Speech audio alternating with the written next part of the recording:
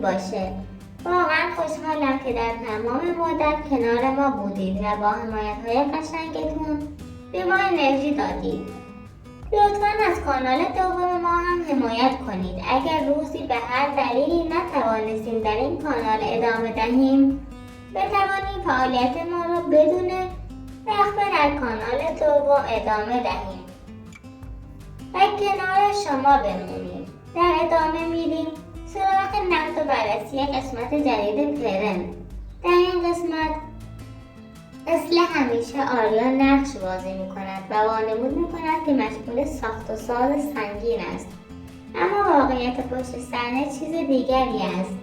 این صحنه ها فقط همان چند دقیقه ضبط می شود که دوربین روشن می شود تا به بیننده نشان دهند آریا خیلی تلاش می کند و سختی می کشد. حقیقت این است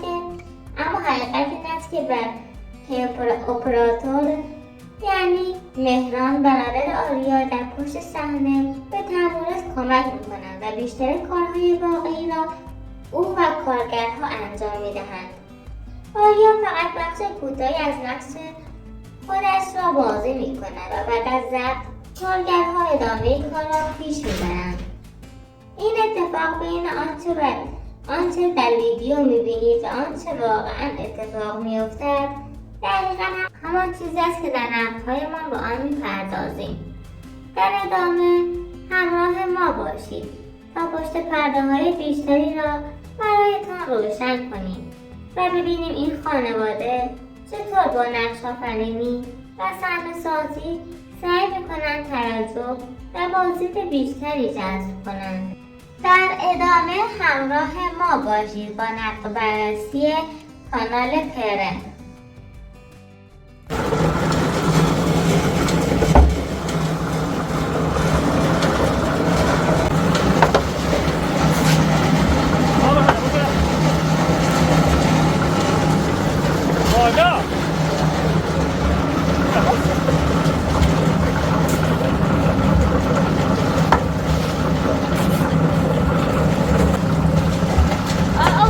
شو دفعتي او بريزه شو؟ ثاني بقول لك في خون ناخذ بخا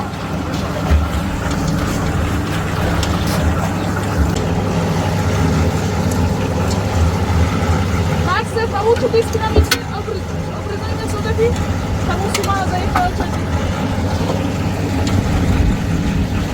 Simon Dash. Ja, Simone? Ja.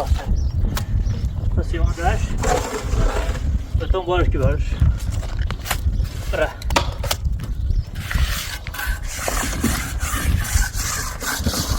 فقط این دستو در ادامه ویدیو تمورز و آریا وارد صحنه می شوند و مشغول کار می شوند. هرچند همه می دانند تمورز کارگرهای خودش را دارد و آریا هم بعد از پولدار شدن مدت هاست کارها را کنار گذاشته، اما در این ویدیو هر دو نقش جدیدی بازی می کنند. نقشی که قرار است به بینندگان نشان دهند آنها چقدر سختی می کشند و برای ساخت خانه چقدر تلاش می کنند. آنها فقط 1 ساعت در روز جلوی دوربین کار می کنند و بعد از پایان فیلمبرداری کارگرها ادامه کار را بر عهده می گیرند. اما همین 1 ساعت تبدیل شده به مهمترین بخش ویدیو، بخشی که باید طبیعی، واقعی و پر از زحمت به نظر برسد تا بازدید بیشتری جذب کند. البته پشت صحنه همیشه آرام نیست. چند بار بین آریا و تمورز سر همین موضوعات بحث شده است. آریا گفته من نمیخواهم کار کنم، نیازی هم نیست که کار کنم، اما تمورز با اصرار او را قانع کرد که برای جلب مخاطب باید خودشان هم وارد کار شوند. او میگوید اگر مردم ببینند که آریا و تمورز شخصا کار میکنند باور میکنند که این پروژه با تلاش خودشان پیش میرود و همین باعث میشود بازدید ویدیوها بیشتر و چندین برابر شود. در نهایت آریا با اکراه قبول میکند دوباره وارد نقش شود، نقشی که باید نشان دهد او خسته، ناراضی و درگیر کارهای سخت است. اما اگر دقیق نگاه کنید میبینید که این فقط نمایش حساب شده است. نمایشی که هدفش فقط یک چیز است: جلب توجه بیشتر و بالا رفتن بازدیدهای کانال یوتیوبشان. محمد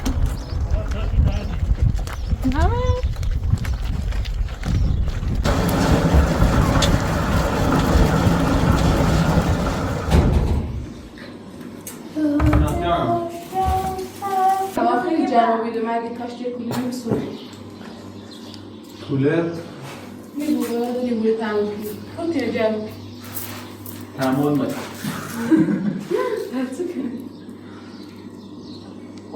با شرایط باید بخوری چرا بعد جمعی باید کولر متاسفی هستی بسونی بره قبول کولر جاکو ایران اگر جون بیرن خیلی سونا نه جون بیرن نیستو اما جمعه میگه بچه هیچی بود هیچ که جوان نبود مادر بیمورده هیچ کار جمعه به کولر خیلی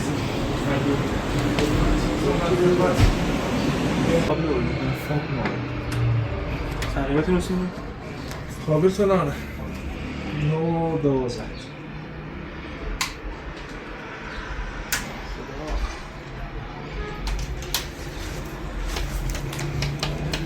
خانواده پرن هر زمان که وسیله نیاز داشته باشند همان لحظه آن را خریداری می کنند. مثلا در فصل گرما کولر می خرند، اما سوال مهم اینجاست: چرا از قبل کولر نداشتند؟ واقعیت این است که آنها در خانه‌های اصلیشان کولر، شومینه و تمام امکانات رفاهی را دارند، اما در خانه جدید عمدن وسایل کمتری خریده‌اند تا هنگام خرید از همان صحنه‌ها فیلمبرداری کنند و به مخاطب نشان دهند که تازه این وسایل را تهیه کرده‌اند، در حالی که بیشتر خریدهای اصلیشان مدت‌ها قبل انجام شده بود. در مکان‌هایی مثل گاوداری یا خانه‌های فرعی نیز وسایل کمی قرار داده‌اند تا فضای ساده‌تری نشان دهند. این خانه‌ها و گاوداری‌های تهیه به هم در همین نزدیکی قرار دارند و نزدیک خانه پرن قرار دارند و همین باعث شده همه اعضای خانواده بعد از پایان فیلمبرداری شب‌ها دور هم جمع شوند و دور همی‌های طولانی داشته باشند. چند شب پیش جمشید و پرن جلسه‌ای داشتند و درباره یک موضوع مهم صحبت می‌کردند. آنها در حال برنامه‌ریزی بودند که چگونه آبدی را گیر بندازند و پولهایی را که از آنها گرفته پس بگیرند، اما هنوز موفق نشده‌اند او را پیدا کنند. کانال یوتیوب خانواده پرن مدتی توسط آبدی مدیریت می‌شد و او در 2 ماه اخیر هیچ درآمدی به آنها پرداخت نکرده است. همین موضوع باعث شده خانواده پرن به شدت ناراحت و نگران باشند و دنبال راهی برای بازگرداندن پولهایشان هستند. در ظاهر همه چیز در ویدیوهایشان ساده و بی دغدغه نشان داده می شود، اما پشت صحنه داستان‌های زیادی جریان دارد، از خریدهایی از پیش انجام گرفته شده تا اختلافات مالی و تلاش برای پیدا کردن مدیری که درآمدشان را بالا کشیده است.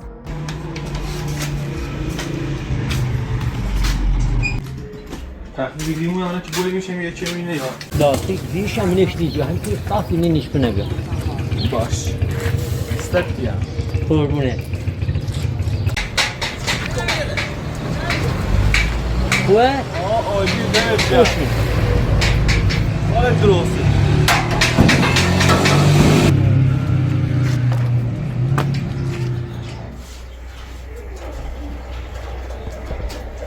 شایان محمد بهشون گناه داره اصلا تو نباید جود بود مامان خود بیار چون دوری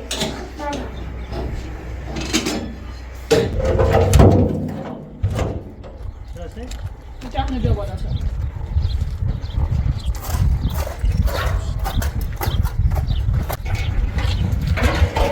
خیلی باید بسه نمیدهش که بیایی نباید نه سانچیم که نرمون خب؟ ببین مدال چه ساخت شدن؟ ها؟ Oha. Hadi bu.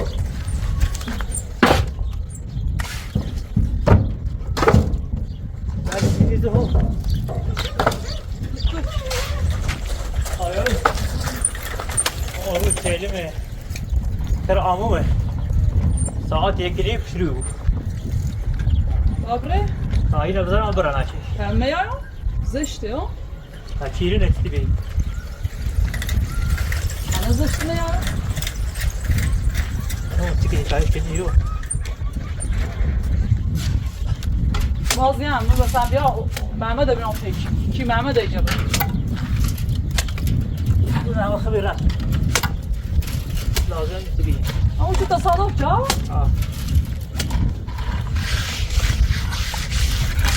وقتی فیلمبرداری تمام می شود و دوربین ها خاموش می شوند تازه پشت صحنه واقعی شروع می شود.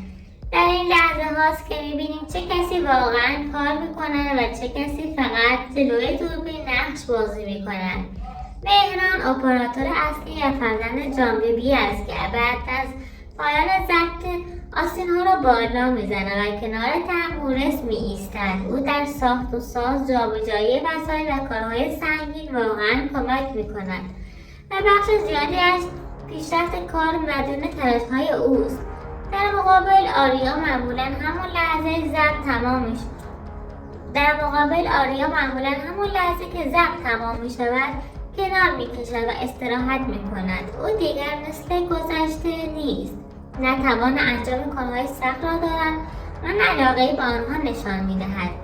به همین دلیل بیشتر وقت مهران و تنبورس کارهای اصلی اختصاص داده میشه و آریا فقط نقش فعال و پرتلاش را جلوی دوربین بازی می کند. وقتی زمان فیلم برداری می رسد آریا ناگهان تبدیل می شود به فردی که انگار از صبح تا شب در حال کار است. خاکی، خسته، پر انرژی و درگیر کارهای ساختمانی. اما واقعیت پشت صحنه چیز دیگری است. این فقط یک نقش است، نقشی که باید طبیعی و واقعی و قابل باور به نظر برسه تا مخاطب فکر کنه همه کارها را خودشان انجام میدهند. در حالی که حقیقت این است که مهران ستون اصلی کار است. اوست که بعد از خاموش شدن دوربین ها کنار تنبورس میماند، کارها را جمع جور میکند و پروژه را جلو میبرد.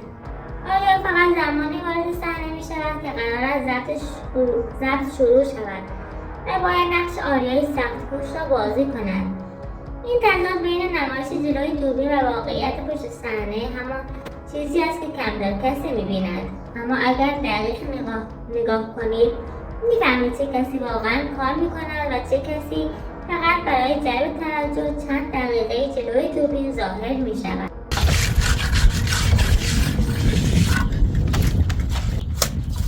وال بانا برم هموم برم آره دارم اینو ببره خیلی سکنی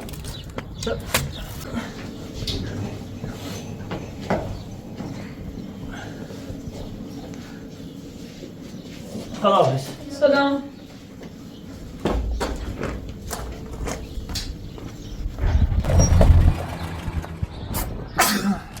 شوک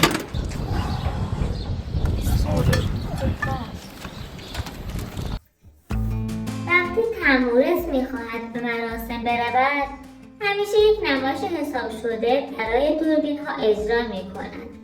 او مسیر را پیاده میرود تا مخاطب باور کند که وسیله‌ای ندارد و مجبور است با سختی رفت و آمد کند. اما این پیاده روی فقط تا 20 متر ادامه دارد. درست همان جایی که فیلم برداری تمام می شود به محض خاموش شدن دوربین تنبورس برمیگردد و همراه مهران و مهدی سوار ماشین می شود و راهی مراسم می شود. ماشین تنبورس همیشه کمی دورتر از خانه پارک می شود تا در قاب دوربین دیده نشود. او نمیخواهد مخاطب بفهمد که ماشین دارد چون سالهاست نقش مرد بی ماشین و گرفتار را بازی میکرد تا حس دلسوزی و همراهی بیشتری ایجاد کند، در حالی که حقیقت این است که همه آنها ماشین دارند. فقط تنبورس آن را پنهان میکند. این پنهانکاری آنقدر ادامه پیدا کرده که احتمال دارد به زودی با یک سناریوی تازه وارد شود. مثلا با بهانه خرید ماشین جدید از خودرویی که مدت هاست دارد رونمایی کند و آن را تبدیل به یک محتوای پربازدید کند. این دقیقا همان سبک کاری اوست. هر اتفاق ساده‌ای تبدیل می‌کند به یک داستان احساسی و جذاب برای بالا بردن بازی. در پشت صحنه همه چیز متفاوت است. در مورد با خیال راحت سوار ماشین می‌شود. مهران و مهدی هم همراهش هستند و بدون هیچ سختی به مراسم می‌روند. اما جلوی دوربین او همچنان همان شخصیت همیشگی را بازی می‌کند. شخصیتی که گویا هیچ وسیله‌ای ندارد و مجبور است همه جا پیاده برود. در پایان از همه شما سپاسگزارم که ما را حمایت می‌کنید و بهمون انرژی می‌دهید. من تمام تلاشم را می‌کنم که ویدیوها را نقد و بررسی کنم و حقیقت را از دل این نمایش بیرون بکشم. تا ویدیوی بعدی همه شما را به خدای بزرگ می‌سپارم.